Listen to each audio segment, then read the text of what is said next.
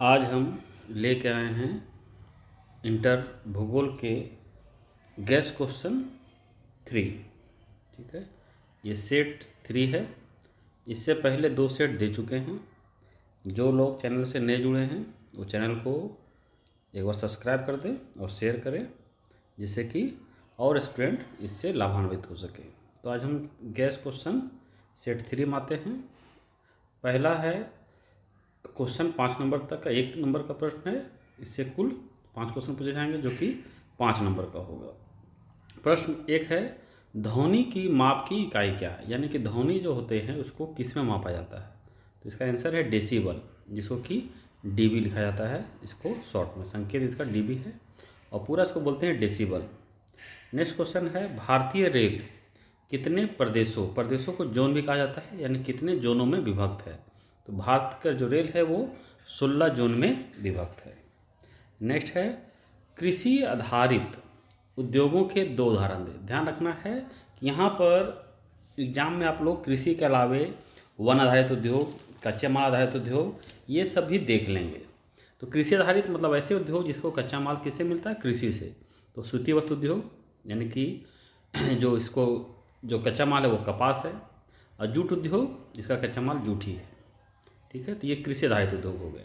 इसी तरह से वन आधारित उद्योग, जिसको कि वन से मिलता है, जैसे कागज उद्योग, दिया सलाई उद्योग, कच्चे माल आधारित उद्योग, खनिज आधारित उद्योग, ये सभी आप लोग देख लेंगे। नेक्स्ट है, कोयले के प्रकारों को बताइए, यानी कोयले के जो अयस्क हैं वो कितने प्रकार के हैं। तो ये 4 प्रकार के हैं, एंथ्रेसाइट, बिटुमिनस, लिग्नाइट और भूरा या पीट कोयला। ये 4 प्रकार के हैं कोयला।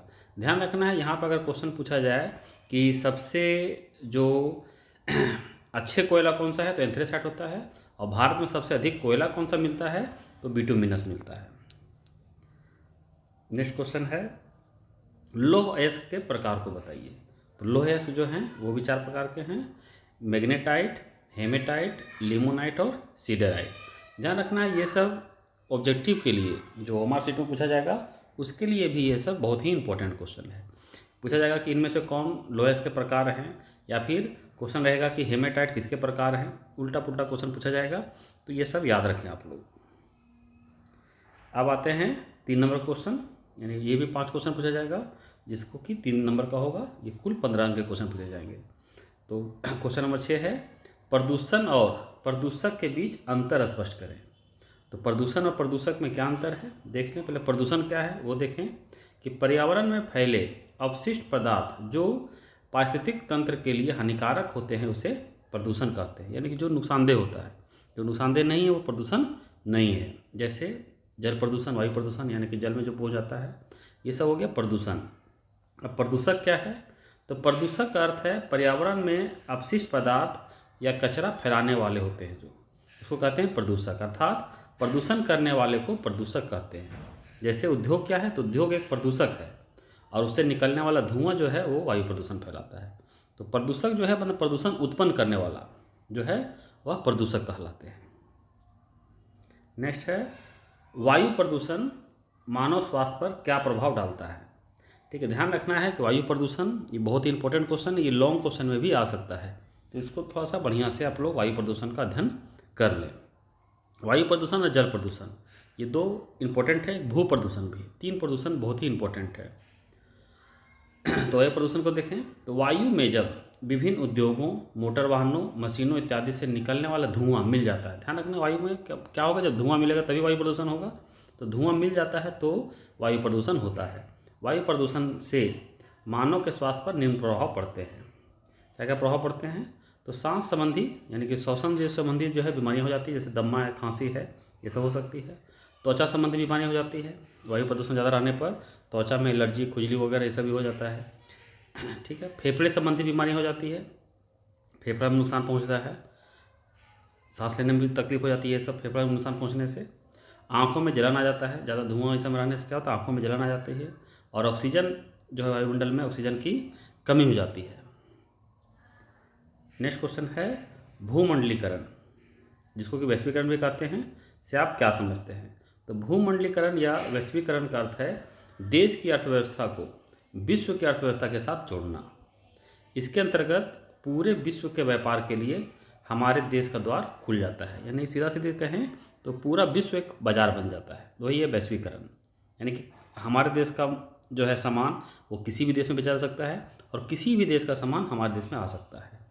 उसी प्रकार हमारे लिए भी विश्व में व्यापार के द्वार क्या होते हैं, खुल जाते हैं। ये है भूमंडलीकरण या वैश्वीकरण। नेक्स्ट है स्वर्णिम चतुर्भुज या स्वर्ण चतुर्भुज किसे कहते हैं। यहाँ पर पूर्व पश्चिम गलियारा या उत्तर दक्षिण गलियारा भी पूछा जा सकता है, लेकिन इंपॉर्टेंट स्वर्णिम चतुर्भुज इसलिए लिखे हैं। आप लोग पूर्व पश्चिम गलियारा और उत्तर दक्षिण गलियारा भी देख लेंगे। तो भारत के 4 महानगर को 6 लेन का मतलब 6 रास्ता, यानी कि 6 गाड़ियाँ एक साथ गुजर सके, तो 6 लेन से जोड़ने वाले परियोजना को स्वर्णिम चतुर्भुज परियोजना कहते हैं। ये 4 महानगर दिल्ली, मुंबई, चेन्नई और कोलकाता है। इसके अंतर्गत लगभग 5846 किलोमीटर लंबी सड़कों का निर्माण किया जाना है। एक मैप के थ्रू ये दिखा देना है। ये देख रहे हैं दिल्ली, ये मुंबई है, ये चेन्नई और ये कोलकाता। इन चारों को क्या किया गया है, जोड़ा गया है। यही जो है योजना, इसी को कहते हैं स्वर्णिम चतुर्भुज परियोजना। तो मैप संभव है तो मैप भी बना देना है। क्वेश्चन नंबर 10 देखें, आयात और निर्यात में अंतर स्पष्ट करें। ठीक है, आयात, जब कोई देश अपनी ज़रूरत के वस्तुओं को दूसरे देश से खरीदता है तो इसे आयात कहते हैं। आयात का मतलब आना, आ से आयात, आ से आना, इस तरह से याद रखें। आयात का मतलब दूसरे देश से सामानों को लाना, अर्थात विदेशी वस्तुओं को देश में आना। उदाहरण स्वरूप भारत में खनिज तेल का आयात सऊदी अरब, इराक से करता है। अभी तो चीन का भी सामान बहुत आने लगा है, चीन का भी आयात होने लगा है। तो आयात का मतलब दूसरे देश का सामान देशों में आना, और निर्यात का मतलब जस्ट उल्टा है कि जब कोई देश अपने देश में निर्मित वस्तुओं को किसी दूसरे देश में बेचता है तो उसे निर्यात कहते हैं, अर्थात स्वदेशी वस्तुओं को विदेशों में बेचना, ये निर्यात हो गया। यानी भारत, इसके उदाहरण से समझ लें कि भारत के क्या होता है, सूती वस्त्र का निर्यात ब्रिटेन को करता है। इसी तरह से मसालों का निर्यात करता है। अभी तक टेक्नोलॉजी का भी निर्यात करने लगा है भारत। तो निर्यात हो गया, यानी भारत का सामान जब विदेशों में जाता है उसको निर्यात कहते हैं, जब देश में आता है तो उसको आयात कहते हैं। अब क्वेश्चन आते हैं लॉन्ग क्वेश्चन। ये भी 3 क्वेश्चन पूछा जाएगा जो 5 नंबर का होगा। इसमें है, ये बहुत इंपॉर्टेंट है कि विश्व जनसंख्या के घनत्व या वितरण को प्रभावित करने वाले प्रमुख कारकों की समीक्षा करें। यहाँ ध्यान रखना है कि अगर इसमें से कोई एक कारक है, ठीक है, अभी आगे आते हैं तो समझ में आएगा कि विश्व के सभी स्थानों पर जनसंख्या एक जैसी नहीं पाई जाती है। मानव उसी स्थान पर निवास करना पसंद करते हैं जहाँ वे आसानी से अपना जीवन यापन कर सकते हैं। प्राचीन काल में मानव बसाव सिंधु घाटी सभ्यता, मेसोपोटामिया सभ्यता नदी के किनारे हुई थी, यानी मानव जल उपलब्धता के किनारे ही मानव बसाव करना पसंद करते थे। ये पहले हो गया। प्राचीन जितनी भी सभ्यता थे किसी न किसी नदी किनारे था, चाहे वो नील की सभ्यता हो, नील नदी के किनारे भी था सभ्यता, ठीक है। अब देखें कि वर्तमान समय में जनसंख्या वितरण को प्रभावित करने वाले प्रमुख कारक निम्न हैं। तो यहाँ ध्यान देना है, भौतिक भौगोलिक कारक, आर्थिक कारक और सामाजिक कारक। एग्जाम में अगर शॉर्ट क्वेश्चन आएगा तो केवल भौगोलिक कारक पूछेगा या केवल आर्थिक कारक पूछा जा सकता है, तो ये स्पेशल याद करना है भौगोलिक कारक को। तो भौगोलिक कारक में देखें, जनसंख्या वितरण को प्रभावित करने वाले प्रमुख भौगोलिक कारक निम्न हैं। क्या क्या है, तो जल की उपलब्धता, स्थलाकृति, जलवायु और मिट्टी। ध्यान रखना है, ये सब ऑब्जेक्टिव क्वेश्चन में पूछा सकता है कि निम्न में से कौन से कारक जो है भौगोलिक कारक है या कौन से आर्थिक कारक है। इस तरह से एग्जाम में आ सकता है क्वेश्चन। तो ये याद रखना है कि भौगोलिक कारक क्या हो गया, जल की उपलब्धता यानी जल, स्थलाकृति, किस तरह का स्थलाकृति है, पहाड़ है तो लोग नहीं पसंद करेंगे, मैदान ज़्यादा रहना पसंद करेंगे, तटीय मैदान में भी लोग रहना पसंद करते हैं, यानी कि जो उपजाऊ है वो वहाँ रहना पसंद करते हैं। जलवायु यानी जहाँ की जलवायु अच्छी होती है, सम जलवायु होती है, वहाँ जो लोग ज़्यादा रहना पसंद करते हैं, या विषम जलवायु होती है वहाँ लोग रहना पसंद नहीं करते हैं। मिट्टी, जहाँ की मिट्टी उपजाऊ होती है वहाँ स्वाभाविक है कि लोग रहना पसंद करेंगे, जैसे बिहार, पश्चिम बंगाल, ये सब में ज़्यादा घनत्व जो है उसका कारण वही है कि मिट्टी वहाँ की उपजाऊ है, नदी द्वारा जलोढ़ मिट्टी का निर्माण है वहाँ। तो इस तरह से आप लोग अगर लॉन्ग क्वेश्चन आया तो सबके बारे में 2-2 4-4 लाइन लिख देना है। अब आते हैं आर्थिक कारक। तो जनसंख्या वितरण को प्रभावित करने वाले प्रमुख आर्थिक कारक निम्न हैं: खनिज, औद्योगिकरण, नगरीकरण और परिवहन एवं संचार के साधन।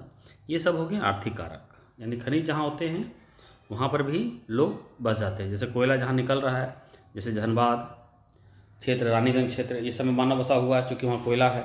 उसी तरह से और कहीं पर जो खनिज निकलता है वहाँ पर लोग बस जाते हैं। औद्योगिकरण, जहाँ उद्योग लगते हैं वहाँ भी लोग बस जाते हैं। नगरीकरण, नगर का फैलाव होते जा रहा है धीरे धीरे। परिवहन संचार के साधन, जहाँ परिवहन और संचार के साधन अच्छे होते हैं वहाँ भी लोग बस जाते हैं। तो ये सब कारक जो हैं वो जिम्मेवार है मनुष्य के वितरण के लिए, जनसंख्या के वितरण के लिए। नेक्स्ट है सामाजिक एवं राजनीतिक कारक। जनसंख्या वितरण को प्रभावित करने वाले प्रमुख सामाजिक एवं राजनीतिक कारक निम्न हैं। सामाजिक सुरक्षा और धार्मिक स्थिति। अगर लॉन्ग क्वेश्चन पूछा जाए ये, तो सभी में क्या करना है, 4-4 लाइन लिख देना है।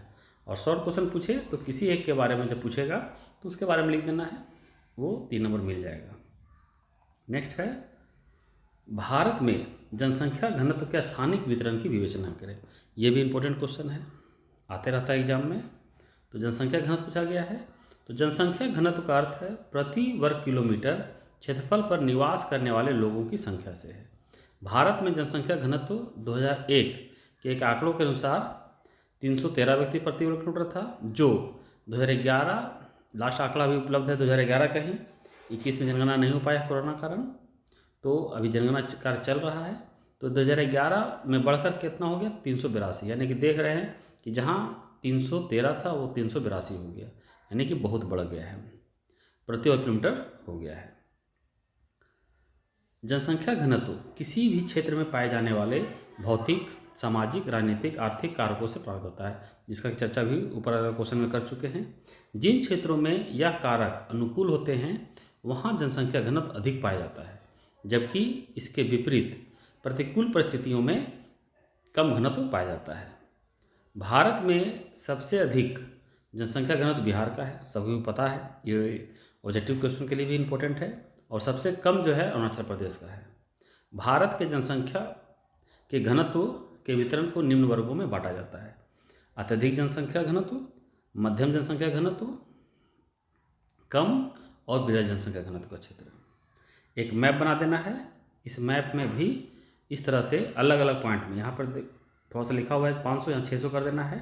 इस तरह से जिस तरह से हम पॉइंट बताएंगे आगे, उसी हिसाब से यहाँ पे मानक तय करना है। और अलग अलग स्टेटों को, अगर स्टेट नहीं दिखा पाएंगे तो इस तरह से सिर्फ शेडिंग कर देना। मान लो स्टेट नहीं दिखा पाए हम, तो क्या करना है, तो सिर्फ इस तरह से एक जगह सेट कर देना है। ठीक है, ये हो गया। इसको कर देना है नंबर 1, ठीक है। नंबर 2 इस तरह से कर देना है, नंबर 2 को अलग सेट थोड़ा सा क्रॉस करके, ठीक है, अलग अलग सेटिंग। ये जो है ये नंबर 1 ही रहेगा, ये नंबर 2 हो गया। इसी तरह से अलग अलग सेट करके दिखा सकते हैं, लेकिन मैप बनाने का प्रयास करें एग्जाम में। अलग अलग डील करते हैं एक बार। अत्यधिक घनत्व का क्षेत्र, वैसे राज्य जिनका जनसंख्या घनत्व 600 व्यक्ति प्रति वर्ग किलोमीटर से अधिक हो, उससे अत्यधिक जनसंख्या घनत्व वाले क्षेत्र के अंतर्गत रखते हैं। इसके अंतर्गत बिहार जो सबसे अधिक है, पश्चिम बंगाल, केरल, उत्तर प्रदेश इत्यादि राज्यों के साथ दिल्ली, चंडीगढ़, लक्षद्वीप, दादर नगर हवेली, पांडिचेरी इत्यादि केंद्र शासित प्रदेश आते हैं। इसको बांटना बहुत ही आसान है। पहला 600 से अधिक था। दूसरा देखें मध्यम, यानी कि वैसे राज्य जिनका जनसंख्या घनत्व क्या है, 400 से 600 व्यक्ति प्रति वर्ग किलोमीटर होता है, उसे मध्यम जनसंख्या घनत्व वाले क्षेत्र के अंतर्गत रखते हैं। इसके अंतर्गत असम, हरियाणा, झारखंड, छत्तीसगढ़, तमिलनाडु इत्यादि राज्य आते हैं। यहाँ पे क्या हो गया, 400 से 600। अब देखें 200 से 400 कम जनसंख्या घनत्व वाले क्षेत्र, इसमें जनसंख्या घनत्व क्या होता है, 200 से 400 व्यक्ति होता है। इसके अंतर्गत क्या है, तो राजस्थान, त्रिपुरा, असम, उड़ीसा, मध्य प्रदेश, गुजरात, आंध्र प्रदेश, कर्नाटक, गोवा इत्यादि राज्य आते हैं। इसके बाद चौथा है विरल, जहाँ पे जनसंख्या घनत्व क्या हो, 200 से कम हो, उसको विरल कहते हैं। इसके अंतर्गत अरुणाचल प्रदेश सबसे कम है, जम्मू कश्मीर, मणिपुर, मिजोरम, मेघालय इत्यादि राज्य आते हैं। तो ये बहुत ही आसान है इसको करना, ठीक है। 4 भाग में बांटा गया है, ध्यान रखना है। अत्यधिक, मध्यम, कम और विरल। अत्यधिक मतलब 600 से अधिक जनसंख्या घनत्व, मध्यम मतलब 400 से 600, दूसरा है 200 से 400, तीसरा क्या है, चौथा 200 से कम। तो इसको बांटना आसान है, सिर्फ राज्य का नाम याद रखना है और एक छोटा सा इंडिया का मैप बना देना है। आपको इसमें 5 में से 5 नंबर मिल जाएगा। अब आते हैं क्वेश्चन नंबर 13, जो कि एग्जाम में क्वेश्चन नंबर 19 के रूप में रहेगा। और सभी स्टूडेंट को हम बार बार बोलते हैं कि एग्ज़ाम में मैप बनाने का कोशिश करें, यानी कि क्वेश्चन नंबर 19 जो मिल रहेगा आप लोग के एग्ज़ाम में वो रहेगा मैप से। इसी को ज़रूर बनाएं, क्योंकि इसमें मात्र 5 पॉइंट रहेगा और 5 पॉइंट को दर्शाना है। इसमें 5 में 5 नंबर मिलेगा, कहीं से नंबर नहीं कटेगा। तो सेट 1 और सेट 2 दो सेट हम बता चुके हैं गैस क्वेश्चन का। ये सेट 3 है। ये 3 बस 3 ही वर्ल्ड मैप कर लेना है, इस 3 के अलावा चौथा नहीं आएगा एग्जाम में, ठीक है। तो 10-10 पॉइंट दिखाए हैं हम सब में, 10-10 20 हो गया, ये 10 पॉइंट, इसमें 30 पॉइंट। इस 30 को याद रखें, 30 से बाहर नहीं आएगा। इसमें देखें हम, नंबर 1 है पेरिज घास का मैदान, नेक्स्ट है पंपाज घास का मैदान, स्टेपिज घास का मैदान, वेल्ड घास का मैदान, 5वां डाउन्स घास का मैदान, छठा है कैंटरबरी घास का मैदान, 7वां है 200 से अधिक जनसंख्या घनत्व, नेक्स्ट है ट्रांस कैनेडियन रेल मार्ग, नेक्स्ट है 9वां नंबर ट्रांस साइबेरियन रेल मार्ग, और लास्ट है ऑस्ट्रेलियाई पार महाद्वीपीय रेल मार्ग, ठीक है। ये टोटल 10 पॉइंट है, इसको देख लें हम मैप में। नंबर 1 देखें तो नंबर 1 जो है वो यहाँ पर है पेरिज, ठीक है। तो ये जो क्षेत्र है हमारा, ये पूरा क्षेत्र जो है ये पेरिज का क्षेत्र है, ये पेरिज घास के मैदान का क्षेत्र है। अगर पेरिज दर्शाना हो तो इस तरह से शेडिंग करके और नाम लिख देंगे पेरिज, ठीक है। नंबर 2 पंपास जो है अर्जेंटीना में यहाँ पर है, तो इस तरह से दर्शा देंगे और लिख देंगे पंपास, ठीक है। नंबर 3 देखें स्टेपिज जो है यूरेशिया में, एशिया में भी है और यूरोप में भी है, तो इस तरह से शेडिंग करेंगे और दर्शा देंगे यहाँ पे स्टेपिज, ठीक है। नंबर 4 वेल्ड जो है दक्षिणी अफ्रीका में है, ठीक है। इसको यहाँ शेडिंग कर देंगे और दर्शा देंगे वेल्ड, ठीक है। नंबर 5 जो है डाउन्स है, ये देख रहे हैं डाउन्स, ये ऑस्ट्रेलिया में है, नीचे ये देख रहे हैं ये डाउन्स है यहाँ, तो यहाँ पर दर्शा देंगे ये डाउन्स, ठीक है। और कैंटरबरी नंबर 6 ये न्यूजीलैंड में है यहाँ पर, तो न्यूजीलैंड को सेटिंग कर देंगे, यहाँ पे है कैंटरबरी। इस तरह से 6 घास का मैदान है विश्व में, इस 6 में से कोई एक आने की संभावना है, ध्यान रखना है वो 6 वो याद रखना है कि एग्जाम में कोई एक आए तो आराम से दर्शा सकें, ठीक है। उसका नंबर 7 देखें, नंबर 7 था 200 से अधिक जनसंख्या घनत्व, ठीक है। तो विश्व में जो सबसे अधिक जनसंख्या घनत्व जो क्षेत्र है वो इसी किनारे क्षेत्र पे है, यहाँ पे है, ठीक है। यानी कि इसमें भारत है, चीन है, ठीक है, इंडोनेशिया में भी जनसंख्या घनत्व अधिक है, ये सब क्षेत्र है। थोड़ा बहुत और देखें तो अमेरिका का ये सब क्षेत्र है, यहाँ पे भी जनसंख्या घनत्व अधिक है, ठीक है। ये सब क्षेत्र हम लोग दर्शा सकते हैं, ठीक है। नेक्स्ट है नंबर 8 ट्रांस कैनेडियन रेल मार्ग, नंबर 9 है ट्रांस साइबेरियन रेल मार्ग और ऑस्ट्रेलिया पार महाद्वीपीय रेल मार्ग। तीनों रेल मार्ग को देख ले हम।